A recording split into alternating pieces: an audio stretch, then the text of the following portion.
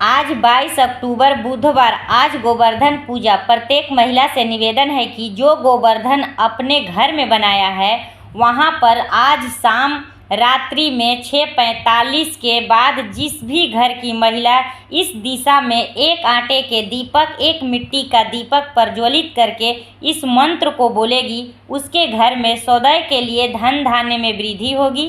श्याम भगवान विष्णु का आशीर्वाद प्राप्त होगा। सबसे पहले महादेव के सच्चे भक्त चैनल को दिल से सब्सक्राइब करें। अब देखिए, एक मिट्टी का दीपक, आटे का दीपक लेकर अपने भगवान गोवर्धन की जहाँ पर भी प्रतिमा बनाई हो वहाँ पर जाइए, दोनों दीपक को प्रज्वलित कीजिए।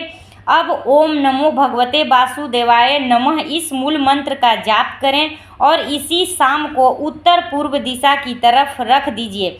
मन में कहें, दरिद्रता का नाश हो, अस्थाई लक्ष्मी का वास हो, केवल आज रात्रि।